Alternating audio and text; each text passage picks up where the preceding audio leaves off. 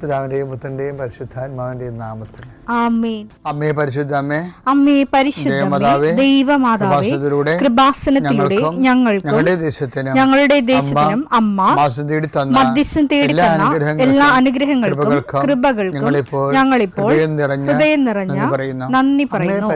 അമ്മേ പരിശുദ്ധമേ, ദൈവമാതാവേ, 2004 ഡിസംബർ 7 ഉച്ചകഴിഞ്ഞ് 2:30 കൃപാസനത്തിൽ സംഭവിച്ച അമ്മയുടെ പ്രത്യക്ഷപ്പെടലിനെ കുറിച്ച് തിരുസഭയ്ക്ക് സമർപ്പിച്ചിരിക്കുന്ന പഠനരേഖകളുടെ മേൽ സഭാത്മകമായ പഠനം ആരംഭിക്കുവാൻ ഞങ്ങൾ പ്രാർത്ഥിക്കുന്നു. അമ്മേ പരിശുദ്ധമേ, ഭൂസ്വർലോകങ്ങളുടെ രാജ്ഞിയായ അങ്ങേയ്ക്ക് ഭൗമസംരക്ഷണത്തിനായി പ്രപഞ്ചപ്രകൃതിയെ തന്നെ തിരുസഭ പ്രതിഷ്ഠിക്കുവാൻ ഈ പ്രത്യക്ഷീകരണം വഴി ഇടയാക്കണമേ. പരിശുദ്ധമേ, ജപമാല മാതാവേ, സകല കൃപാസനം പ്രാർത്ഥനയോടും ചേർത്ത് ഞങ്ങളിപ്പോൾ പ്രാർത്ഥിക്കുന്ന ഈ കുടുംബത്തിന്റെ പ്രത്യേക നിയോഗം പറ മക്കളെ.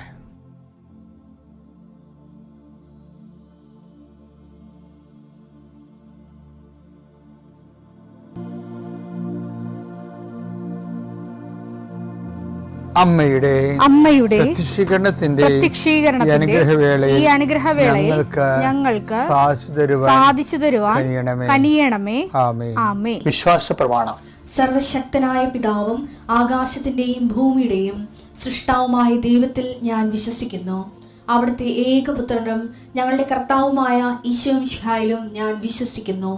ഈ പുത്രൻ പരിശുദ്ധാത്മാവിനാൽ ഗർഭസ്ഥനായി കന്യകാമറിയത്തിൽ നിന്ന് പിറന്ന് പൊന്തിയോസ് പീലാത്തോസിന്റെ കാലത്ത് പീഡകൾ സഹിച്ച് കുരിശിൽ തറയ്ക്കപ്പെട്ട് മരിച്ച് അടക്കപ്പെട്ട് പാതാളങ്ങളിൽ ഇറങ്ങി മരിച്ചവരുടെ ഇടയിൽ നിന്ന് 3-ാം നാൾ ഉയർത്ത് സ്വർഗത്തിലേക്ക് എഴുന്നള്ളി സർവശക്തിയുള്ള പിതാവായ ദൈവത്തിന്റെ വലതുഭാഗത്തിരിക്കുന്നു.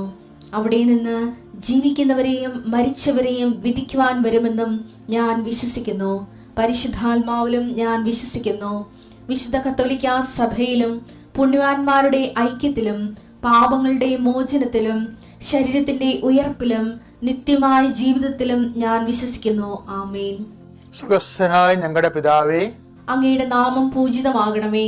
അങ്ങയുടെ രാജ്യം വരണമേ. അങ്ങയുടെ തിരുമനസ് സ്വർഗത്തിലെ പോലെ ഭൂമിയിലും ആകണമേ. അന്നു വേണ്ടുന്ന ആഹാരം ഇന്ന് ഞങ്ങൾക്ക് തരണമേ. ഞങ്ങളോട് തെറ്റ് ചെയ്യുന്നവരോട് ഞങ്ങൾ ക്ഷമിക്കുന്നത് പോലെ ഞങ്ങളുടെ തെറ്റുകൾ ഞങ്ങളോടും ക്ഷമിക്കണമേ.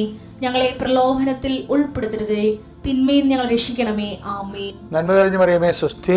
കർത്താവ് അങ്ങയുടെ കൂടെ സ്ത്രീകളിൽ അങ്ങ് അനുഗ്രഹിക്കപ്പെട്ടവളാകുന്നു. അങ്ങയുടെ ഉദരത്തിൻ ഫലമായി ഈശോ അനുഗ്രഹിക്കപ്പെട്ടവനാകുന്നു. പരിശുദ്ധ മറിയമേ, തമ്പുരാന്റെ അമ്മേ, പാപികളായ ഞങ്ങൾക്ക് വേണ്ടി ഇപ്പോഴും ഞങ്ങളുടെ മരണസമയത്തും തമ്പുരാനോട് അപേക്ഷിക്കണമേ. ആമേൻ. കർത്താവേ, നിന്റെ ഉന്നതമായ നാമത്തിന് സ്തോത്രം ചെയ്യുന്നു. കർത്താവേ, നിന്റെ വിശുദ്ധ പൗരോഹിത്യത്തെ മഹത്വപ്പെടുത്തണമേ. കർത്താവെ, സഭയിലുള്ള സാന്നിധ്യം ദൃഢമാക്കണം. 40 വർഷം ഞാൻ അർപ്പിച്ച കൃപാസന ജീവനോടെ പ്രത്യക്ഷപ്പെട്ട മാതാവിൻ്റെ സാന്നിധ്യം ഈ കൃപാസനത്തിൽ വന്നിറങ്ങി പ്രാർത്ഥിച്ചു പോകുന്ന ലക്ഷോപലക്ഷം മനുഷ്യരുടെ പ്രാർത്ഥനയുടെ ശക്തിയാൽ അങ്ങയുടെ കാരുണ്യം കണ്ണുനീരോടെ ആഗ്രഹിക്കുന്നുണ്ട്. ഈശോയെ, മുട്ടിന് താഴേക്ക്, കാൽമുട്ടിന് താഴേക്ക്, തുടയിലേക്ക് നീര് പൊങ്ങി കിടക്കണ കണ്ട് കർത്താവ് വ്യക്തിയെ സ്പർശിക്കും. അവർക്ക് എഴുന്നേക്കാൻ പാടില്ല, ഇരിക്കണവർ. കർത്താവെ, അങ്ങനെയുള്ള എല്ലാവരും നീ സ്പർശിക്കണം. പ്രാർത്ഥിക്കണമെന്നും പ്രാർത്ഥിച്ചത് സുഖപ്പെട്ടിട്ട് ജോലി ചെയ്യണമെന്ന് ആഗ്രഹിക്കുന്ന എല്ലാവരെയും നീ സ്പർശിക്കണേ കർത്താവെ. കർത്താവെ, യാത്രയുള്ള മക്കളെ ഞാൻ ഏൽപ്പിച്ച് പ്രാർത്ഥിക്കുന്നു. കർത്താവെ, വിദേശത്തേക്ക് യാത്ര ചെയ്യുന്നവരും സ്വദേശത്തേക്ക് യാത്ര ചെയ്യുന്നവരും ജോലി സംബന്ധമായി യാത്ര ചെയ്യുന്നവർ യാത്ര മുടങ്ങിപ്പോരുണ്ട്. ഈശോയെ, കാലുകൾ ഉതച്ചും വാഹന അപകടത്തിലും മരത്തിൽ നിന്ന് വീണും പലരും ഈ ദിവസങ്ങളിൽ അവരുടെ ഫോട്ടോയും കൂടെ എൻ്റെ അടുത്ത് വന്ന് അവരെല്ലാം ഞാനിപ്പോൾ ഓർത്ത് പ്രാർത്ഥിക്കണം. ഈശോയെ, ഈശോ, നിന്റെ തിരുമുറുപാടുന്ന വലതുകരം, ആണിപ്പടുതാർന്ന അത്ഭുതകരം കിടപ്പ് രോഗികളുടെ മേൽ നീ നീട്ടണമെന്ന് പ്രാർത്ഥിക്കുന്നു. അടിപ്പിണർ പോലെ വൈദാഘാതം പോലെ ദൈവിക ശക്തി അവരിലേക്ക് ആവഹിക്കണമേ എന്ന് പ്രാർത്ഥിക്കുന്നു. നീ പോകുന്നിടത്തെല്ലാം നിന്റെ കൂടെ ഞാനുണ്ടാകുന്ന നല്ല ചില കർത്താവെ, നിന്റെ ചൈതന്യം അവരിലേക്ക് ആവശിക്കുകയും എൻ്റെ പ്രാർത്ഥനയിൽ ആശ്രയിച്ചിരുന്ന് പ്രാർത്ഥിക്കുമ്പോൾ എൻ്റെ കാര്യം അച്ഛൻ പറഞ്ഞില്ലല്ലോ എന്ന് ഓർത്ത് ഇപ്പം സങ്കടപ്പെടുന്നവരെ അവർ മനസ്സിൽ വിചാരിക്കുന്ന കാര്യത്തിൻ്റെ മേലെ മാതാവിൻ്റെ മധ്യസ്ഥത്തിൽ യേശു നാമത്തിൽ വിടുതൽ ലഭിക്കട്ടെ.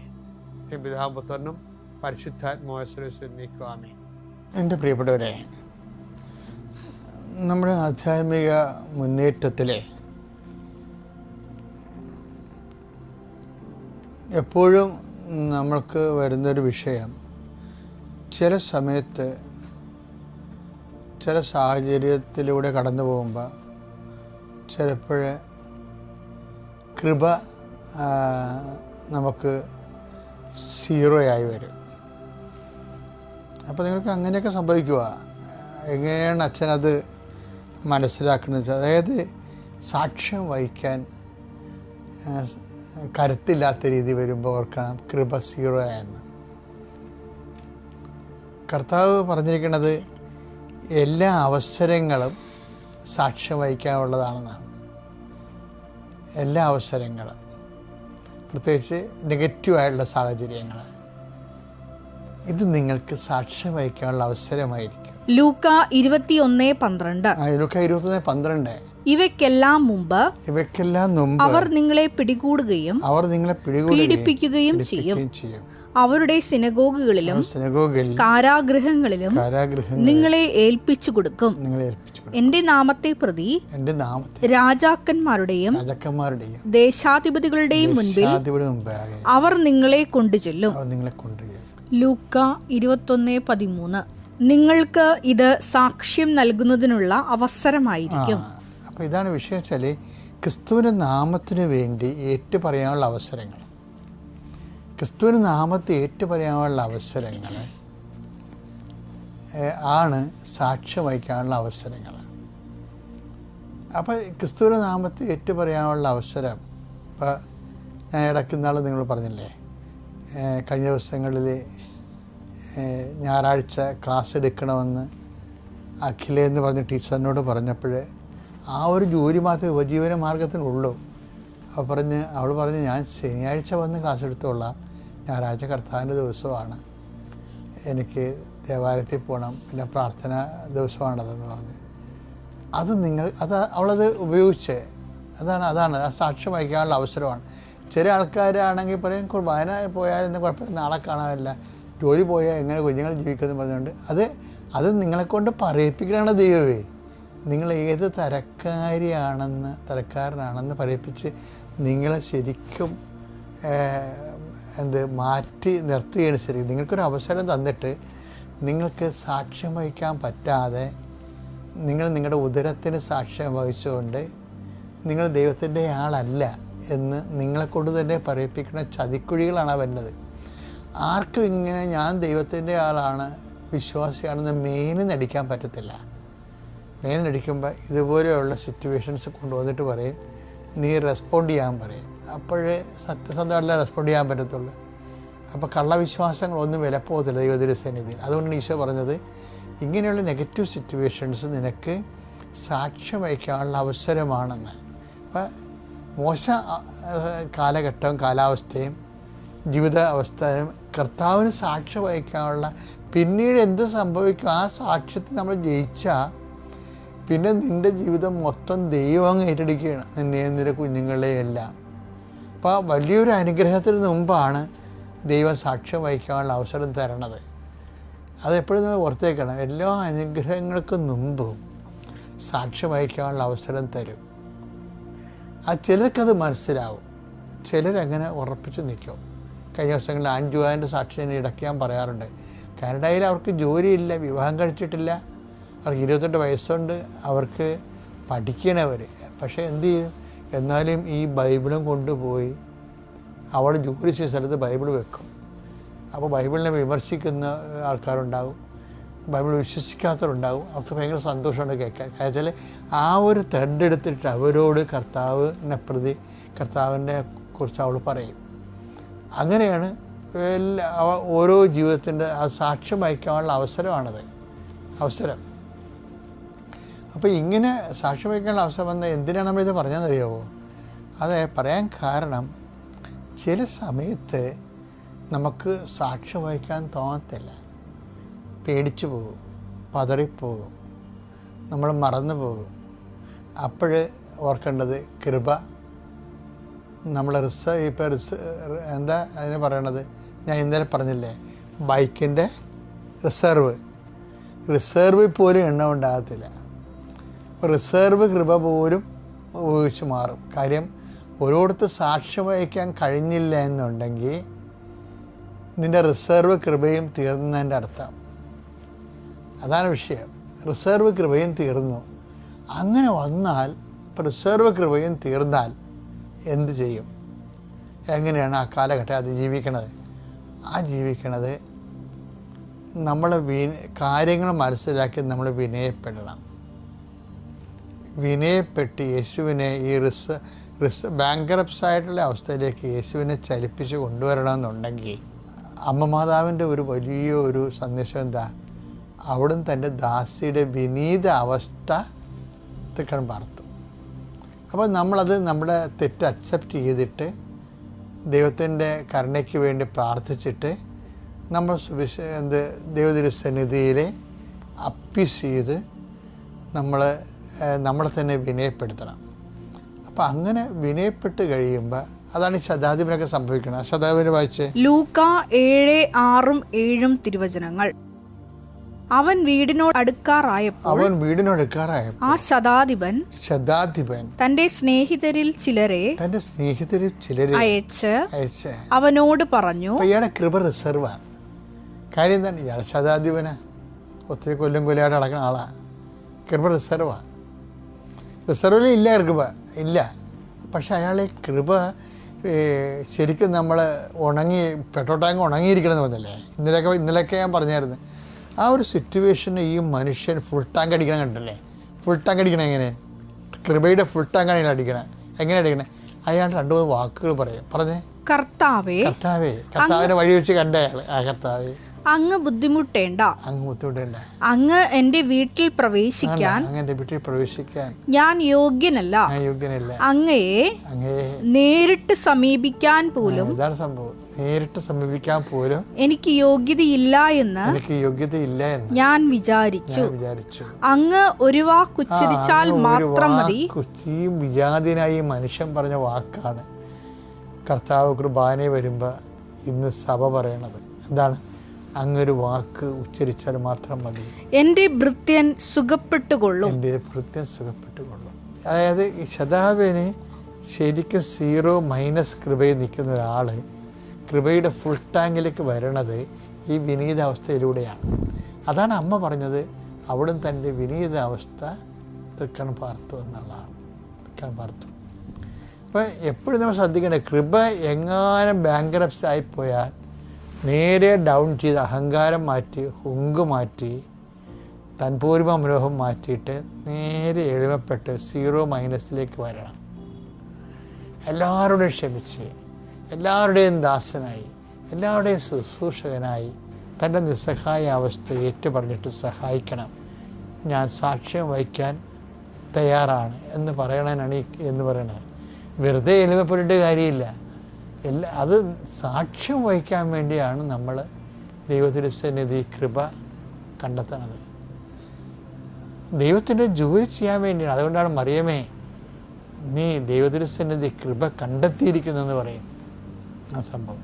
അപ്പം എന്തെങ്കിലും ഒരു ബാങ്ക്രപ്ഷൻ വന്നാൽ ശതാധിപനെ പോലെ നേരെ താഴേക്ക് വന്നിട്ട് ഈ കൃപയുടെ പെട്രോൾ ടാങ്ക് ഉണങ്ങിയിരിക്കണത് ഫുൾ ടാങ്ക് അടിക്കാൻ നമുക്ക് പറ്റും. പിതാവിൻ്റെയും പുത്രൻ്റെയും പരിശുദ്ധാത്മാവിൻ്റെയും നാമം. പരിശുദ്ധ അമ്മയ്ക്കും തിരുക്കുമാരനും 1000 നന്ദി. ഇന്നീ കൃപാസനം അൾത്താരയിൽ വന്നു നിന്ന് ഒരു സാക്ഷ്യം പറയാനായി എന്നെ അനുവദിച്ച അമ്മയ്ക്ക് 1000 നന്ദി പറയുന്നു. എൻ്റെ പേര് മെർലിൻ. ഞാൻ നായത്തോട് അങ്കമാലിയിൽ നിന്ന് വരുന്നു. കവരപ്പറമ്പ് ഇടഭാഗമാണ്. ഞാൻ ഇവിടെ വന്ന് കൃപാസനത്തിൽ ആദ്യമായി ഉടമ്പടി എടുക്കുന്നത് 17/2/2024 ഞാൻ ആദ്യം തന്നെ ഈ കൃപാസനത്തിൽ വരാനിടയുണ്ടായത് എൻ്റെ മമ്മിയുടെ കൂടെയാണ്. എൻ്റെ മമ്മിയുടെ കൂടെ എനിക്ക് നേഴ്സിങ്ങിന് അഡ്മിഷൻ കിട്ടിയതിൻ്റെ ഭാഗമായി നന്ദി പറയാനാണ് ഞാൻ കൃപാസനത്തിൽ വന്നത്. അഡ്മിഷൻ കിട്ടിയതിന് നന്ദി എന്ന് പറയുമ്പോൾ എനിക്ക് +2 ഒട്ടും മാർക്കില്ലായിരുന്നു. ഞാൻ ജസ്റ്റ് പാസ്സായ ഒരാളായിരുന്നു.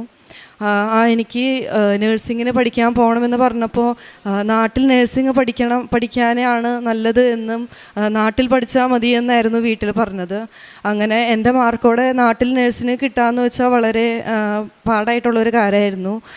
അങ്ങനെ മമ്മി ഇവിടെ വന്ന് ഉടമ്പടി എടുത്ത് പ്രാർത്ഥിച്ചതിൻ്റെ ഫലമായിട്ട് എനിക്ക് നാട്ടിൽ തന്നെ മെഡിക്കൽ ട്രസ്റ്റിലാണ് ഞാൻ പഠിച്ചത്. മെഡിക്കൽ ട്രസ്റ്റിൽ എനിക്ക് അഡ്മിഷൻ കിട്ടാനും NRI സീറ്റിലാണ് കിട്ടിയതെങ്കിലും അവിടെ ഒരു അഡ്മിഷൻ കിട്ടാമെന്ന് വെച്ചാൽ വളരെ ബുദ്ധിമുട്ടായിരുന്നു എൻ്റെ മാർക്ക് വെച്ചിട്ട്. അങ്ങനെ എനിക്ക് അവിടെ അഡ്മിഷൻ കിട്ടി. ഞാൻ നേഴ്സിങ്ങിന് അവിടെ പഠിക്കാനായിട്ട് തുടങ്ങി. ഞാൻ നേഴ്സിങ്ങിന് പഠിക്കാൻ തുടങ്ങി എനിക്ക് ഒത്തിരി ബുദ്ധിമുട്ടുകളായിരുന്നു. എനിക്ക് പഠിച്ചിട്ടൊന്നും മനസ്സിലാവുന്നില്ല, പഠിപ്പിക്കുന്നതൊന്നും മനസ്സിലാവുന്നില്ല. എന്നേക്കാൾ ഒത്തിരി മാർക്കുള്ള പിള്ളേരാണ് ക്ലാസ്സുകളിൽ ഇരിക്കുന്നത്. എല്ലാ 85-95% മാർക്കുള്ള പിള്ളേരുടെ കൂടെ ഞാൻ പോയിരിക്കുമ്പോൾ എനിക്ക് അവർ പഠിപ്പിക്കുന്നത് എന്നെ ഒന്നും മനസ്സിലാവാത്ത രീതിയിലായിരുന്നു ഞാൻ ക്ലാസ്സിലിരുന്നുകൊണ്ടിരുന്നത്. ക്ലാസ്സിൽ ഓരോ ദിവസം ക്ലാസ് കഴിയുന്തോറും എനിക്ക് ബുദ്ധിമുട്ടുകൾ കൂടുക എന്നല്ലാതെ അത് കുറഞ്ഞിട്ടില്ലായിരുന്നു. പിന്നെ എക്സാമുകളായി തുടങ്ങിയപ്പോഴും ഫസ്റ്റ് ഇയറിൻ്റെ എക്സാം വന്നു, എൻ്റെ റിസൾട്ട് വരുന്നു, ഞാൻ തോക്കുന്നു. സെക്കൻഡ് ഇയറിൻ്റെ എക്സാം വരുന്നു, എൻ്റെ റിസൾട്ട് വരുന്നു, ഞാൻ തോക്കുന്നു. അതൊരു പതിവായി തുടങ്ങിയിരുന്നു. ഒരു ജയമില്ലാതെ തോൽവി മാത്രമായിരുന്നു എനിക്ക് മുൻപിലുണ്ടായിരുന്നത്. ഞാൻ ഒരു സബ്ജക്റ്റിന് പോലും തോക്കുന്നു എന്ന് പറയുമ്പോൾ 6 സബ്ജക്റ്റ് ഉണ്ടെങ്കിൽ 6 സബ്ജക്റ്റിന് ഒരുമിച്ചാണ് ഞാൻ തോറ്റുകൊണ്ടിരുന്നത്. ഒരെണ്ണത്തിന് പോലും ജയിക്കില്ലായിരുന്നു. അങ്ങനെ ഞാൻ എക്സാം എഴുതിക്കൊണ്ട് ഞങ്ങൾക്ക് നഴ്സിംഗിനെന്ന് പറയുമ്പോൾ 4th ഇയർ വരെ നമുക്ക് പാസ്സായി പോവും. 4th ഇയറിൻ്റെ എക്സാം അറ്റൻഡ് ചെയ്യണ സമയമാവുമ്പോൾ 3rd ഇയർ വരെ എല്ലാം പാസ്സായാലേ 4th ഇയറിൻ്റെ എക്സാം നമുക്ക് മെയിൻ എക്സാം അറ്റൻഡ് ചെയ്യാൻ പറ്റുള്ളായിരുന്നു. എനിക്ക് സപ്ലികളുടെ എണ്ണം 10, 17, 18ഓളം ആയിക്കൊണ്ടേയിരിക്കണമായിരുന്നു. എനിക്ക് ജയമില്ല, തോൽവി മാത്രം. ഞാൻ അങ്ങനെ ഇരിക്കെ ഇവിടെ വന്ന് മമ്മിയുടെ ഒപ്പം വന്ന് ഞാൻ പ്രാർത്ഥിക്കാൻ വേണ്ടിയിട്ട് കൃപാസനത്തിൽ വന്ന് പ്രാർത്ഥിക്കാൻ വേണ്ടി വന്നു. എൻ്റെ 3rd ഇയറിൻ്റെ പരീക്ഷയ്ക്ക് മുമ്പാണ് ഞാൻ പ്രാർത്ഥിക്കാൻ വേണ്ടി വരുന്നത്. അങ്ങനെ ഞാൻ പ്രാർത്ഥിക്കാൻ വേണ്ടി വന്നപ്പോൾ അച്ഛൻ എൻ്റെ തലക്ക് കൈ പിടിച്ച് പ്രാർത്ഥിക്കാനായിട്ട് നിന്നു. അന്നേരം അച്ഛൻ എൻ്റെ അടുത്ത് പറഞ്ഞു, മമ്മിയുടെ ഉടമ്പടി മാറ്റി മോൾ ഉടമ്പടി എടുക്കാൻ പറഞ്ഞു. അന്നത് കേട്ടെങ്കിലും ഉടമ്പടി എടുത്തില്ലായിരുന്നു. നമ്മൾ പ്രാർത്ഥിച്ച് തിരിച്ചു പോയി. പിന്നീട് എൻ്റെ 3rd ഇയറിൻ്റെ എക്സാം ഞാൻ എഴുതുന്നു, പതിവ് പോലെ ഞാൻ തോക്കുന്നു. അങ്ങനെ പോയിക്കൊണ്ടിരിക്കണു. അങ്ങനെ ഞാൻ 3rd ഇയറിൻ്റെ പിന്നെ അവസാനമായപ്പോഴത്തേക്കും എനിക്ക് ജയിക്കാതെ വേറെ നിവൃത്തിയില്ല. ആ രീതിയിൽ വന്നപ്പോഴാണ് ഞാൻ ഇവിടെ ഉടമ്പടിക്ക് എടുക്കാൻ വേണ്ടി വരുന്നത്. ഞാൻ വന്നു, ഉടമ്പടി എടുത്തു. ഉടമ്പടിയിലൂടെ പ്രാർത്ഥിച്ചും കാര്യങ്ങളെല്ലാം ചെയ്തു പോകുന്നുണ്ടായിരുന്നു. 1-2 സബ്ജക്റ്റുകൾ വെച്ച് ജയിക്കും എന്നല്ലാണ്ട് എനിക്കങ്ങനെ എല്ലാം ജയിക്കുക. പക്ഷെ അതെന്നെ എനിക്ക് വലിയ അത്ഭുതമായിരുന്നു. കാരണം ഒന്നും ജയിക്കാത്ത എനിക്ക് ഒരു സബ്ജക്റ്റെങ്കിലും ജയിക്കുക എന്നത് വലിയൊരു കാര്യം തന്നെയായിരുന്നു. അങ്ങനെ 1-2 സബ്ജക്റ്റുകൾ ജയിക്കാൻ തുടങ്ങി. പിന്നെ 4th ഇയറിൻ്റെ മെയിൻ എക്സാം ആയി കഴിഞ്ഞപ്പോൾ എൻ്റെ കൂടെ പഠിച്ച പിള്ളേരുടെ ഒപ്പം എക്സാം അറ്റൻഡ് ചെയ്യാൻ എനിക്ക് പറ്റില്ലായിരുന്നു. കാരണം എനിക്ക് അപ്പോഴും ഫെയിലിയർ ഉള്ള കാരണം എനിക്ക് അറ്റൻഡ് ചെയ്യാൻ പറ്റില്ല. പക്ഷേ അത്ഭുതം എന്നുള്ള രീതിയിൽ ആ സമയമായപ്പോഴത്തേക്ക് എനിക്ക് 3-4 സബ്ജക്റ്റും കൂടി ക്ലിയർ ആയാൽ മതി എനിക്ക് അറ്റൻഡ് ചെയ്യാൻ വേണ്ടിയിട്ട്. ഈ 3-4 സബ്ജക്റ്റ് എന്ന് പറയുന്നത് 16-17 സബ്ജക്റ്റിൽ നിന്നാണ് 3-4 സബ്ജക്റ്റിലേക്ക് ഞാൻ എത്തി നിൽക്കണേ. എൻ്റെ 1 വർഷം ഞാൻ ഇരുന്ന് പഠിക്കേണ്ട അവസ്ഥയിലായിരുന്നു. ഞാൻ ആ സമയങ്ങളിൽ ഇവിടെ വന്ന് പ്രാർത്ഥിക്കുന്നുണ്ടെങ്കിലും എൻ്റെ പ്രാർത്ഥന അച്ഛൻ പറയുന്ന രീതിയിൽ നല്ല രീതിയിൽ കൃപാസനത്തിൽ ഉടമ്പടി പ്രകാരമായിരുന്നില്ല. അതിൻ്റെ ആയിരുന്നു എൻ്റെ ഈ ലാഗ് ആയിക്കൊണ്ടിരുന്നതും. എനിക്ക് തന്നെ ഒരു തോന്നൽ വന്നിരുന്നു. എനിക്കങ്ങനെ എൻ്റെ 3rd ഇയറിൻ്റെ വരെ ഫുൾ ക്ലിയറായി. 4th ഇയറിലേക്ക് എനിക്ക് എഴുതാനൊരു അവസരം കിട്ടി. ഞാൻ 4th ഇയറിൽ എഴുതാൻ വേണ്ടി വന്ന ടൈമായപ്പോൾ എനിക്ക് ഒത്തിരി എനിക്കിനി കിട്ടും എന്നുള്ളൊരു തോന്നലൊക്കെ ആയിരിക്കാം മനസ്സിൽ. എന്നാലും പഠിച്ചതും ഒന്നും അറിയില്ല, ആ രീതിയിൽ തന്നെയാണ്. അങ്ങനെ ഇവിടെ ഒന്ന് പ്രാർത്ഥിച്ച്, പിന്നത്തെ പ്രാർത്ഥന എന്ന് പറഞ്ഞാൽ അത്രയും നാളും പ്രാർത്ഥിച്ച പ്രാർത്ഥനയല്ലായിരുന്നു. പള്ളിയിൽ നിന്ന് ഇറങ്ങാതെ പള്ളിയിൽ തന്നെ ഏത് നേരവും പോയി ബൈബിള് കെട്ടിപ്പിടിച്ച് നടന്ന്, കൊന്തയെ കയ്യിൽ പിടിച്ച് നടന്ന്. കാരണം അത്രയും മനസ്സിൽ വിഷമം കൊണ്ടാണ് നമ്മൾ പ്രാർത്ഥിക്കുന്നത്. അപ്പം നമുക്ക് മനസ്സിലാവുന്ന കാര്യം എന്താ വെച്ചാൽ അത്രയും നാൾ ഞാൻ പ്രാർത്ഥിച്ചത് ഒരു പ്രാർത്ഥനയല്ലായിരുന്നു. കാരണം എല്ലാവരും പ്രാർത്ഥിക്കുന്ന പോലെ ഒരു പ്രാർത്ഥനയായിരുന്നു. ഉടമ്പടിയിലൂടെ നമ്മൾ പ്രാർത്ഥിക്കുന്ന ഒരു പ്രാർത്ഥനയല്ലായിരുന്നു. എന്ന് ഞാൻ ആ ഉടമ്പടി പ്രാർത്ഥന മര്യാദയ്ക്കായി തുടങ്ങിയോ അന്നാണ് എനിക്ക് മര്യാദയ്ക്കുള്ള വിജയം കണ്ടു തുടങ്ങിയത്. എനിക്ക് 4th ഇയറിന് അങ്ങനെ ഞാൻ മെയിൻ എക്സാം അറ്റൻഡ് ചെയ്തു. 4 സബ്ജക്റ്റായിരുന്നു ഞങ്ങൾക്ക് 4th ഇയറിന്. ഞാൻ പ്രതീക്ഷിച്ചത് എനിക്ക് 3 ജയിക്കും, 1 പോവും, അതായിരുന്നു എൻ്റെ പ്രതീക്ഷ.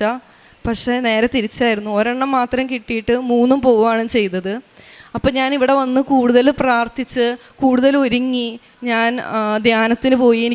പിന്നത്തെ ഒരു എക്സാം അറ്റൻഡ് ചെയ്യണേക്കാളും മുമ്പ് എനിക്കൊരു ധ്യാനം കൂടണം, എനിക്ക് കുമ്പസാരിച്ച് ഒരുങ്ങണം. അത്രയും നാളെ എഴുതിയതിനേക്കാൾ വ്യത്യസ്തമായി ആയിരിക്കണം ഇനി എൻ്റെ എക്സാം. കാരണം ഇനി എനിക്കൊരു അവസരം ഇല്ല. എൻ്റെ കൂടെ പഠിച്ചവരൊക്കെ പുറത്തേക്ക് പോകാനും ജോലിക്ക് കയറാനൊക്കെ തുടങ്ങി. നമ്മളിങ്ങനെ ജൂനിയേഴ്സിൻ്റെ കൂടെ എഴുതി മനസ്സിന് തന്നെ ഭയങ്കര മടുപ്പ് വന്നു തുടങ്ങി. നിർത്തിപ്പോയാലോ, ഇനി പഠിക്കണോ എന്നുള്ള ചിന്തയൊക്കെ മനസ്സിൽ വന്നു. പക്ഷേ നിർത്തിയാലും വേറെ വകുപ്പില്ലാത്തത് കൊണ്ടും ഇയർ അത്രയും പോയേക്കണതുകൊണ്ടും അതിനകത്ത് തന്നെ നിൽക്കാം എന്നുള്ളൊരു ചിന്തയിലാണ് ഞാൻ നിന്നത്. ഞാൻ പഠിച്ചു, ഞാൻ പ്രാർത്ഥിച്ചു, ഞാൻ ധ്യാനങ്ങൾ കൂടി. എൻ്റെ എക്സാമിന് മുൻപ് ഞാൻ ധ്യാനം കൂടി ഒരുങ്ങി കുമ്പസാരിച്ച് ആണ് ഞാൻ എക്സാം അറ്റൻഡ് ചെയ്യാൻ വേണ്ടി പോകുന്നത്. എൻ്റെ എക്സാം അറ്റൻഡ് ചെയ്യാൻ വേണ്ടി പോകുമ്പോൾ അത്രയും നാളെ എക്സാം എഴുതിയതിനേക്കാൾ വ്യത്യസ്തമായി. ഞങ്ങൾക്ക് എക്സാം ഹോളിൽ കയറുമ്പോൾ എന്ന് വെച്ച് കഴിഞ്ഞാൽ നമ്മുടെ കയ്യിൽ ഫുൾ ചെക്ക് ചെയ്തിട്ട് നമ്മൾ അകത്തേക്ക് കയറ്റുള്ളൂ. ഒരു റബ്ബർ ബാൻഡ് പോലും പെൻസിലും പേനയുമേ ചെറ്റിയേക്കാണെങ്കിൽ അവർ അതുവരെ പൊട്ടിച്ച് കളയും. അങ്ങനെയാണ് നമ്മൾ എക്സാമിന് കയറ്റുള്ളൂ. അങ്ങനെ ഇരിക്കെ ഉപ്പും കാശുരൂപമൊക്കെ കയറ്റാമെന്ന് വെച്ചാൽ അത് നമുക്ക് ചിന്തിക്കാനൂടി പറ്റില്ല. അത് നഴ്സിംഗ് പഠിച്ച പിള്ളേർക്ക് മനസ്സിലാവും അത് എങ്ങനെയാണെന്നുള്ളത്. ഞാൻ എൻ്റെ പേനയുടെ ഒരു അടപ്പിലായിരുന്നു ഞാൻ ഈ കൃപാസന ഉപ്പ് ഞാൻ കൊണ്ടുപോയിക്കൊണ്ടിരുന്നത്. ഞാനത് കൊണ്ടുപോയി ഞാൻ ആരും കാണാതെ എക്സാമിനിരിക്കുന്ന സമയത്ത് ടീച്ചർമാരെല്ലാവരെയും എന്ന് വെച്ചാൽ അവർ സമ്മതിക്കില്ല അതിന്. നമ്മളെ അപ്പം തന്നെ പുറത്തേക്ക് ഇറക്കും. പിന്നെ അത് എക്സാം എഴുതാൻ പറ്റാത്തൊരവസ്ഥയിലാവും. അങ്ങനെ എന്തെങ്കിലും സാധനങ്ങൾ പറയാത്തത് അലൗഡ് കയറ്റി കഴിഞ്ഞ് കഴിഞ്ഞാൽ ഞാൻ ആരും കാണാതെ ഒരു വിശ്വാസ പ്രമാണമൊക്കെ ചൊല്ലി ആ ഹോളിൽ ഇട്ട് ഞാൻ ഇരിക്കുന്ന ടേബിളുമേ ഉപ്പും വിതറി ഞാൻ അതിൻ്റെ വായയിലിട്ടാണ് ഞാൻ എക്സാം എഴുതാൻ വേണ്ടി ഇരുന്നത്. പക്ഷേ എനിക്ക് അങ്ങനെ എക്സാമിൻ്റെ ഒരു ക്വസ്റ്റ്യൻ പേപ്പർ കിട്ടിക്കഴിഞ്ഞ് കഴിഞ്ഞപ്പോൾ എനിക്കറിയണ ഒരു ക്വസ്റ്റ്യനും അതിനകത്തില്ല എന്നുള്ള രീതിയിലായിരുന്നു എൻ്റെ ക്വസ്റ്റ്യൻ പേപ്പർ. പിന്നെ ആകെ ഒരു വിശ്വാസമാണ്, മാതാവിനോടുള്ളൊരു വിശ്വാസത്തിൽ മാത്രമാണ് ഞാൻ എക്സാം എഴുതിയത്. ആ എക്സാം എല്ലാം എഴുതി കഴിഞ്ഞ് വരുമ്പോഴും വീട്ടിലൊക്കെ എത്രയൊക്കെ കുഴപ്പമുണ്ടായില്ല എന്ന് പറയുമെങ്കിൽ എൻ്റെ മനസ്സിൽ 100% ഉറപ്പായിരുന്നു മാതാവ് ഒരു അത്ഭുതം പ്രവർത്തിക്കാതെ ഞാനത് ജയിക്കില്ല എന്നുള്ളത്. ഞാൻ അത്രയും പ്രാർത്ഥിച്ചിരുന്നു. ഒത്തിരി വിഷമത്തോടെ നമ്മൾ മനസ്സൊരുക്കി പ്രാർത്ഥിച്ച വിളി കേൾക്കണം മാതാവായിരുന്നു. മാതാവിൻ്റെ വിളി കേട്ടു. ഞാൻ ഇവിടെ വന്ന് എൻ്റെ എക്സാം കഴിഞ്ഞതിന് ശേഷം ഞാൻ ഉടമ്പടി പുതുക്കാൻ വേണ്ടി വരേണ്ടായി. ഞാൻ ഉടമ്പടി പുതുക്കി കഴിഞ്ഞ് ഞങ്ങളിവിടെ നമ്മൾ മാതാവിനെയൊക്കെ എടുത്ത് നടന്ന് ഇവിടെ വന്ന് പ്രാർത്ഥിക്കണ സമയത്ത് ലോട്ടിടുന്ന സമയത്ത് ഞാൻ എൻ്റെ മനസ്സിൽ വിചാരിച്ചായിരുന്നു, മാതാവേ നീ എന്നെ ജയിപ്പിക്കുമെന്നാണ് പറയണേ എങ്കിൽ നീ ആയിരിക്കണം എൻ്റെ കയ്യിൽ എനിക്ക് പിടിക്കാൻ റാലി നടക്കുമ്പോൾ എനിക്ക് കിട്ടണ്ടേ എന്ന് പ്രാർത്ഥിച്ചിരുന്നു. അത്രയും നാളൊന്നും ഞാനത് എടുക്കുമ്പോഴൊന്നും എൻ്റെ മനസ്സിൽ അങ്ങനെ ഒരു ആഗ്രഹമേ ഇല്ലായിരുന്നു. ആ തവണ എടുത്തപ്പോൾ എനിക്ക് കൃത്യമായി കിട്ടിയത് മാതാവിനെ തന്നെയായിരുന്നു. അന്ന് എൻ്റെ റിസൾട്ട് വന്നോ ഇല്ലയോ ഒന്നുമില്ല, എനിക്ക് അപ്പോഴേ ഉറപ്പായിരുന്നു ഞാൻ ഇനി ജയിക്കും. അതിനി ഞാൻ എഴുതിയേക്കണതിലല്ല, മാതാവിൻ്റെ ഒരു അനുഗ്രഹം കൊണ്ട് മാത്രം ഞാനത് ജയിക്കുമെന്ന് എനിക്ക് ഉറപ്പായിരുന്നു. അങ്ങനെ ഫെബ്രുവരി മാസം അവസാനം എൻ്റെ റിസൾട്ട് വന്നു. ഞാൻ അങ്ങനെ ഫൈനൽ ഇയർ ഫുള്ളി പാസ്സായി. അങ്ങനെ എൻ്റെ നഴ്സിംഗ് ഇത് കംപ്ലീറ്റ് ചെയ്തു. അതിനുശേഷം നമ്മൾ പഠിക്കുന്ന സമയത്ത് തന്നെ നമുക്ക് ആഗ്രഹമായിരുന്നു നല്ലൊരു ഹോസ്പിറ്റലിൽ കയറണം. എനിക്ക് രാജഗിരി ഹോസ്പിറ്റലിൽ ട്രെയിനായിട്ട് കയറണം എന്നായിരുന്നു എൻ്റെ ആഗ്രഹം. പക്ഷേ ഇത്രയും നാളത്തെ ഇയർ ഗ്യാപ്പും കാര്യങ്ങളും വെച്ച് അതും പോസിബിൾ അല്ലായിരുന്നു. കാരണം അത്രയും ഗ്യാപ്പിലും ട്രെയിനായിട്ട് കയറുമ്പോഴും നമുക്ക് വേറെ ചെറിയ ഹോസ്പിറ്റലുകളിൽ കയറിയിട്ടേ പറ്റുള്ളൂ. പക്ഷെ മനസ്സിൽ അങ്ങനെ ഒരു ആഗ്രഹം ഉണ്ടെങ്കിൽ ഞാൻ ഉടമ്പടിയിലൊന്നും അത് വെച്ചിട്ടില്ലായിരുന്നു.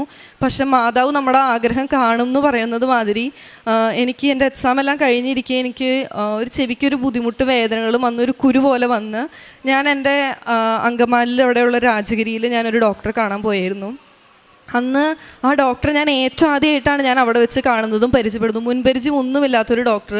ആ ഡോക്ടർ എൻ്റെ അടുത്ത് ചോദിച്ചു, മോളെന്താ പഠിച്ചേക്കുന്നത്, എന്ത് കഴിഞ്ഞാൽ ഇരിക്കുന്നതെന്ന് ചോദിച്ചു. അപ്പോൾ ഞാനിങ്ങനെ നഴ്സിംഗ് കഴിഞ്ഞിരിക്കുകയാണെന്ന് പറഞ്ഞെങ്കിലും ഇങ്ങനെ എൻ്റെ ഇയർ ഗ്യാപ്പിൻ്റെ കാര്യങ്ങളും സപ്ലീസിൻ്റെ കാര്യമൊക്കെ പറഞ്ഞു. ഡോക്ടറിൻ്റെ ചെവിയിലേക്ക് അതൊന്നുമില്ലായിരുന്നു. ഡോക്ടർ എൻ്റെ അടുത്ത് ചോദിച്ചു, എന്തുകൊണ്ട് രാജഗിരി കയറിക്കൂടാ എന്നെൻ്റെ അടുത്ത് ഡോക്ടർ ഇങ്ങോട്ട് ചോദിച്ചു. അപ്പോൾ ഞാൻ പറഞ്ഞു, എനിക്കത് എങ്ങനെയാണ് എൻ്റെ ഈ മാർക്കിൻ്റെയും ഈ ഗ്യാപ്പിനെ വെച്ച് എനിക്കത് എങ്ങനെയാണ് പറ്റണേ എന്ന് ചോദിക്കുമ്പോൾ ഡോക്ടർ പറയണത് അത് പ്രശ്നമല്ല, നമുക്ക് കയറാം. ഡോക്ടർ, എനിക്ക് ഒരു പരിചയമില്ലാത്ത ഡോക്ടർ എനിക്ക് വേണ്ടി വിളിച്ച് ആലുവ രാജഗിരിയിലേക്ക് വിളിച്ച് സംസാരിക്കുകയായിരുന്നു. അതിന് മുമ്പൊക്കെ ഞാൻ ആപ്ലിക്കേഷനൊക്കെ വെച്ചിട്ടുണ്ടെങ്കിൽ കൂടെ അതൊന്നും കാണുകയും എന്നെ വിളിക്കുകയും അങ്ങനെ ഒന്നും ഉണ്ടായിട്ടില്ല. പക്ഷെ ഡോക്ടർ എനിക്ക് വേണ്ടി സംസാരിക്കുകയും അവിടെ നിന്ന് എന്നെ വിളിക്കുകയും ചെയ്തു. എന്നെ വിളിച്ചിട്ട് അവർ ചോദിച്ചു, മോളെ നാളെ വന്ന് ഇൻ്റർവ്യൂ അറ്റൻഡ് ചെയ്യാൻ പറ്റുമോ? ഞാനിങ്ങനെ പിന്നെന്താ, നമ്മൾക്ക് ഇപ്പോൾ ചേരണമെങ്കിൽ ഇപ്പോൾ ചെല്ലാം, ആ രീതിയിലായിരുന്നു ഞാൻ നിന്നിരുന്നത്. എനിക്കത് ഒത്തിരി സന്തോഷമായി. എന്നെ എടുത്തു. ഇൻ്റർവ്യൂവിന് പോകുമ്പോഴും അവിടെ നമ്മൾക്ക് അൺഎക്സ്പെക്റ്റഡ് ആയിട്ട് നമ്മൾക്ക് കുറേ ചോദ്യങ്ങൾ വരാം, ആൻസറുകൾ എഴുതാനുണ്ടാവും, ഫേസ് ടു ഫേസ് ഇൻ്റർവ്യൂ. ഇതിനൊന്നും എങ്ങനെയാണെന്ന് പോലും എനിക്കറിയില്ല. ഞാൻ അവിടെ ചെല്ലുന്നു. എൻ്റെ കൂടെ പഠിച്ച പിള്ളേരെ ഇവിടെയൊക്കെ വർക്ക് ചെയ്യുന്നുണ്ട്. അവരോടൊക്കെ ചോദിച്ചെങ്കിലും അവർക്കൊന്നും അറിയില്ല അതെന്താ ചെയ്യേണ്ടതെന്നൊന്നും. ഞാൻ ചെല്ലുന്നു. ഞാൻ അവിടെയും കൃപാസന മാതാവിൻ്റെ ഉപ്പും കൊണ്ടുപോകുന്നു, അവിടെയും വിതറുന്നു. ഞാൻ അവിടെ പ്രാർത്ഥിക്കുന്നു. വിശ്വാസ ശതമാനം ചൊല്ലിയിട്ടാണോ എല്ലായിടത്തും ഇടുന്നു, പ്രാർത്ഥിക്കുന്നു. ഞാൻ എക്സാം അറ്റൻഡ് ചെയ്യാൻ വേണ്ടി ചെല്ലണു. എക്സാം അറ്റൻഡ് ചെയ്യാൻ വേണ്ടി ചെല്ലുമ്പോൾ നമുക്കൊക്കെ ഭയങ്കര സിമ്പിളായിട്ട് അറിയാവുന്ന ഭയങ്കര ബേസിക് ആയിട്ടുള്ള ചോദ്യങ്ങളായിരുന്നു ഞങ്ങൾക്ക് അതിനകത്ത് കിട്ടിയിരുന്നത്. അത് സിമ്പിളായിട്ട് അറ്റൻഡ് ചെയ്യാനും അത് കൊടുക്കാനും. അത് കഴിഞ്ഞ് ഫേസ് ടു ഫേസ് ഇൻ്റർവ്യൂവിൽ വരുന്ന സമയത്ത് സാധാരണ നമ്മൾക്ക് ഫേസ് ടു ഫേസ് ഇൻ്റർവ്യൂവിൽ വരുമ്പോൾ ഇയർ ഗ്യാപ്പിൻ്റെ കാര്യങ്ങളും മറ്റൊക്കെ ചോദിക്കും. ഇവിടെ ഒന്നും ചോദിക്കണില്ല എൻ്റെ അടുത്ത്. മോൾ എവിടെയാണ് പഠിച്ചതെന്നും പഠിച്ച സമയത്തുള്ള എക്സ്പീരിയൻസിന് മാത്രമല്ലാണ്ട് വേറെ ഒന്നിനെയും പറ്റി എൻ്റെ അടുത്ത് ചോദിക്കേണ്ടായിരുന്നില്ല. കഴിഞ്ഞു ഒരു ഞങ്ങളെല്ലാം കഴിഞ്ഞൊരു ഹോളിൽ വന്നിരിക്കുമ്പോൾ ഒത്തിരി ഒരു ഹോള് നിറയെ പിള്ളേരുണ്ടായാൽ അതിലൊരു പകുതിയിൽ 4 പിള്ളേരെ ആയിരിക്കും സെലക്ട് ആയിട്ടുള്ളൂ. അതിനകത്ത് ഞാനും സെലക്റ്റഡ് ആയി എന്ന് പറഞ്ഞ് അവർ പറഞ്ഞു. ഞാനിങ്ങനെ ഭയങ്കരമായിട്ട് വണ്ടർ അടിച്ചിരുന്നു. കാരണം എങ്ങനെ എനിക്കിവിടെ കിട്ടും ആ രീതിയിലായിരുന്നു. അത് ഡോക്ടറിൻ്റെ റെക്കമെൻഡേഷനായിരുന്നു അവിടെ മെയിനായിട്ട് നിന്നൊരു കാര്യം. എനിക്ക് വേണ്ടി ഡോക്ടർ സംസാരിക്കാനും വേണ്ടി അവിടെ വന്നത്. അത് കഴിഞ്ഞ് എനിക്ക് ജോയിനിങ് ഡേറ്റ് വന്നത് 7-ാം തീയതി ആയിരുന്നു. മെയ് 7-ാം തീയതി ആയിരുന്നു എൻ്റെ ജോയിനിങ് ഡേറ്റ് വന്നത്. പക്ഷെ ഞാനന്ന് ജോയിൻ ചെയ്യാൻ വേണ്ടി വന്നപ്പോൾ കൂടെ എനിക്ക് ഭയങ്കരമായ പനി ബുദ്ധിമുട്ടുകൾ വന്ന് എനിക്കന്ന് അവരെൻ്റെ അടുത്ത് പറഞ്ഞു ഇന്ന് കയറണ്ട, മോൾ അടുത്ത മാസം കയറിയാൽ മതി എന്ന്. പക്ഷെ അവിടേക്ക് അടുത്ത മാസം കയറിയാൽ മതി എന്ന് പറഞ്ഞാൽ പിന്നെ അത് കിട്ടണമെന്നില്ല. കാരണം ഒത്തിരി പിള്ളേർ കയറിക്കൊണ്ടിരിക്കുകയാണ്. അപ്പോഴും ബുദ്ധിമുട്ടുകൾ കാരണം നമുക്ക് വീട്ടിലേക്ക് വരിക എന്ന് മാത്രമേ ഉണ്ടായിരുന്നുള്ളൂ. പോന്നു. ഞാനപ്പോൾ ഈ ഡോക്ടറിനെ വിളിച്ച് ഇങ്ങനെ പറഞ്ഞു. ഡോക്ടർ പറഞ്ഞു മോള് പേടിക്കണ്ട, നമുക്ക് അടുത്ത പ്രാവശ്യം എന്തായാലും കയറുമെന്ന്. നമുക്ക് ആ ഡോക്ടറിലുള്ള വിശ്വാസം മാത്രമാണ്. പക്ഷേ എനിക്ക് മുമ്പേ എന്നേക്കാൾ കൂടുതൽ കാര്യമായി എല്ലാം ചോദിച്ചുകൊണ്ടിരുന്ന ആ ഡോക്ടർ വിളിച്ച് അവിടെ സംസാരിക്കുകയും എനിക്ക് ഈ പ്രാവശ്യം ഇനിയിപ്പോൾ എനിക്ക് ജോയിനിങ് ഡേറ്റ് വന്നേക്കുന്നത് 4-ാം തീയതിയാണ്. നാളത്തെ കഴിഞ്ഞാണ് എൻ്റെ ജോയിനിങ് ഡേറ്റ്. എനിക്കവിടെ എന്നെ വിളിക്കുകയും ഇപ്പോൾ പുതിയ ബാച്ച് കയറണയിൽ എൻ്റെ അടുത്ത് മോളന്ന് കഴിഞ്ഞ് പോയതല്ലേ, മോളെ എടുക്കുകയാണ് എന്ന് പറഞ്ഞ് വിളിച്ച് എനിക്കിങ്ങനെ അവസാനം ജോലിക്ക് കിട്ടിയേക്കാണ്. അങ്ങനെ ഞാൻ ട്രെയിനിങ്ങിന് രാജഗിരിയിൽ കയറാണ്. എന്നെ സംബന്ധിച്ചത് വലിയൊരു കാര്യമായിരുന്നു. കാരണം ഒരു പരിചയമില്ലാത്തൊരു ഡോക്ടർ എനിക്ക് വേണ്ടി സംസാരിക്കാമെന്ന് വെച്ചാൽ അത് വലിയൊരു കാര്യമായിരുന്നു. കാരണം മാതാവ് തന്നെയാണ് അവിടെ ഡോക്ടറിൻ്റെ ഉള്ളിൽ എനിക്ക് വേണ്ടി സംസാരിക്കാൻ വേണ്ടി വന്നേക്കുന്നത്. കാരണം പരിചയമില്ലാത്ത ഡോക്ടറിന് ഒരാളെയും പറ്റിയും ചോദിക്കേണ്ട ആവശ്യമൊന്നുമില്ല. അവിടെ മാതാവാണ് ഇടപെട്ടേക്കുന്നത്, മാതാവാണ് എനിക്ക് വേണ്ടി സംസാരിച്ചേക്കുന്നത് മൊത്തം. ഞാനത് പൂർണ്ണമായി വിശ്വസിക്കുകയും ചെയ്യുന്നു. പ്രേക്ഷിത പ്രവർത്തനം എന്ന് പറയുമ്പോൾ ഞാൻ ചെയ്തേക്കുന്നതെന്ന് പറയുന്നത് ഇവിടുന്ന് കിട്ടുന്ന കൃപാസനം പത്രം എല്ലായിടത്തും കൊണ്ടുപോയി കൊടുക്കലായിരുന്നു. ഏറ്റവും അധികം കൊടുക്കാൻ ഭയങ്കര മടിയായിരുന്നു. ഇവിടുന്ന് അച്ഛൻ പറയണ മാതിരി നമ്മൾക്ക് കൊടുക്കുമ്പോഴുള്ളൊരു മടി, ആരെങ്കിലും നമ്മുടെ അടുത്ത് വേണ്ട എന്ന് പറഞ്ഞാൽ ഭയങ്കര ദേഷ്യം തോന്നുക അവരോട്, ഒരു തരം ഇതൊക്കെയായിരുന്നു. നല്ലൊരു മടിച്ചൊക്കെ ആയിരുന്നു കൊടുത്തുകൊണ്ടിരുന്നത്. പക്ഷെ അവസാനം ആയപ്പോഴത്തേക്കും അങ്ങനെ അല്ലായിരുന്നു. അതൊക്കെ മാറി. എനിക്ക് ആരെന്ത് ചോദിച്ചാലും ഒരു പ്രശ്നമില്ല, ആ രീതിയിലായിരുന്നു. ഞാൻ ഹോസ്പിറ്റലുകളിൽ കൊണ്ടുപോയി കൊടുത്തു, വീടുകളിലൊക്കെ കൊണ്ടുപോയി, അങ്ങനെയാണ് ഞാൻ പത്രം കൊടുത്തിരുന്നത്. പിന്നെ പ്രേക്ഷിത പ്രവർത്തനം എന്ന് പറയുന്നത് വൃദ്ധസ്ഥാനത്തിൽ ഞങ്ങൾ പോയിട്ട് ഞാനും മമ്മിയുടെ ആൻറ്റിയൊക്കെ എല്ലാവരും കൂടി ചേർന്ന് ഞങ്ങൾ പോയി അവർക്ക് കുളിപ്പിക്കാനും അവർക്ക് മറ്റു കാര്യങ്ങളും ചെയ്തു കൊടുക്കാനാണ് ചെയ്തിരുന്നത്. എല്ലാ അനുഗ്രഹങ്ങളും എനിക്ക് തന്ന മാതാവിനും ഈശോയ്ക്കും 1000 നന്ദി പറയുന്നു. പ്രഭാഷകൻ്റെ പുസ്തകം 39-ാം അധ്യായം 33-ാം തിരുവചനം. കർത്താവിൻ്റെ പ്രവൃത്തികൾ ഉത്തമമാണ്, യഥാസമയം അവിടുന്ന് ആവശ്യങ്ങൾ നിറവേറ്റുന്നു. മെർലിൻ എന്ന ഈ മകളുടെ പ്രത്യക്ഷീകരണ സാക്ഷ്യം വളരെ ശക്തമായും നമ്മെ ഓർമ്മിപ്പിക്കുന്നത് ഉടമ്പടി എലമെൻ്റായ not by merit but by grace എന്ന അടിസ്ഥാനത്തിലാണ് ഈ മകൾക്ക് ഇന്ന് വലിയ ഒരു വിജയം അല്ലെങ്കിൽ വലിയ ഒരു സാധ്യത നൽകിയിരിക്കുന്നത് എന്ന് നമുക്ക് മനസ്സിലാക്കാൻ സാധിക്കും. +2 മാർക്കില്ലാതെ മകൾ നഴ്സിംഗ് ആഗ്രഹിച്ച പോലെ തന്നെ എല്ലാം നടക്കുവാൻ ഒരു കുഴപ്പം മാത്രമേ ഉണ്ടായുള്ളൂ. മെർലിൻ്റെ അമ്മയുടെ ഉടമ്പടിയിൽ സൗകര്യപൂർവ്വം പ്രാർത്ഥിച്ചു പോവുകയായിരുന്നു. അപ്പോഴാണ് ബഹുമാനപ്പെട്ട ജോസഫ് അച്ഛൻ്റെ കൈവെപ്പ് ശുശ്രൂഷയിൽ ഒരു പുതിയ മെസ്സേജ് മകൾക്ക് കിട്ടിയത്. മെർലിൻ തന്നെ ഉടമ്പടി ചെയ്ത് പ്രാർത്ഥിക്കുക എന്നുള്ളത്. അല്പമേ ഉഴപ്പിയപ്പോഴാണ് മകൾക്ക് മനസ്സിലായത് ഉടമ്പടി കൃത്യമായ വിശ്വസ്തയോടെ പാലിച്ചില്ലെങ്കിൽ എനിക്ക് ഈശോയോടുള്ള വിശ്വസ്തത കുറഞ്ഞു പോകും, എനിക്ക് ആ ഒരു ബന്ധം നിലനിർത്താൻ സാധിക്കുകയില്ല എന്ന് മെർലിന് മനസ്സിലായപ്പോഴാണ് ഉടമ്പടി ശക്തമായി പ്രാർത്ഥിക്കുവാൻ തുടങ്ങിയത്. അടിക്കടിയുള്ള തോൽവി ഈ മകൾക്ക് മനസ്സിലായി. ഞാൻ എൻ്റെ ഉടമ്പടിയിലുള്ള അവിശ്വസ്തത മൂലമാണ് എനിക്കുള്ള തകരാറുകൾ വരുന്നതെന്ന്. മകളുടെ ലാസ്റ്റ് എക്സാമിലുള്ള പരീക്ഷയിൽ മകൾ ഏറ്റുപറയുന്നുണ്ട്, എന്നെല്ലാം ക്ലിയർ ചെയ്ത് നേർച്ച വസ്തുക്കളുടെ ഉപയോഗവും കാശുരൂപത്തിൻ്റെ ശക്തിയെല്ലാം എനിക്ക് മനസ്സിലായത് ഉടമ്പടി എത്രമാത്രം ശക്തിയുള്ളതാണെന്ന് തനിക്ക് ബോധ്യപ്പെട്ടത് ഉടമ്പടി നന്നായി ജീവിച്ചു തുടങ്ങിയപ്പോഴാണ്. താൻ ആഗ്രഹിച്ച ഒരു റെപ്യൂട്ടഡ് ഇൻസ്റ്റിറ്റ്യൂഷനിൽ തന്നെ, ഹോസ്പിറ്റലിൽ തന്നെ ജോലി ലഭിക്കുവാനും അതിനുവേണ്ടി പരിശുദ്ധ അമ്മ കടന്നുപോയ വഴികളെക്കുറിച്ചെല്ലാം ഈ മകൾ ഏറ്റുപറയുകയായിരുന്നു.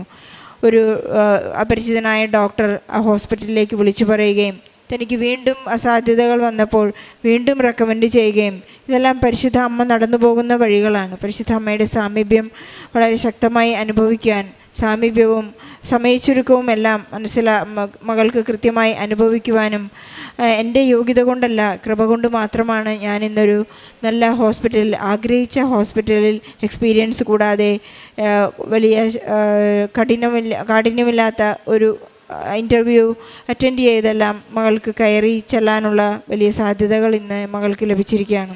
ഇതൊരു ഭൗതിക ആവശ്യമാണെങ്കിലും ഈ ഭൗതിക ആവശ്യത്തിലൂടെ ഈശോ നമുക്ക് നൽകുന്നത് ഒരു ആധ്യാത്മികമായ ഉന്നതിയാണ്. ദൈവഹിതമനുസരിച്ച് ജീവിക്കുവാനുള്ള ഒരു പ്രേരണയാണ് നമുക്ക് ഉടമ്പടിയിലൂടെ ലഭിക്കുന്നത്. ഉടമ്പടി ഉടൻ ആകണമെങ്കിൽ ദൈവത്തിന് പ്രയോറിറ്റി കൊടുക്കണമെന്ന് തന്നെയാണ് ഇന്ന് മെർലിൻ ഈ സാക്ഷ്യത്തിലൂടെ ഏറ്റുപറയുന്നത്. ദൈവസ്നേഹത്തെക്കുറിച്ച് പറയുമ്പോൾ കണ്ടാലും എത്ര വലിയ സ്നേഹമാണ് അവൻ നമ്മോട് കാണിച്ചത്.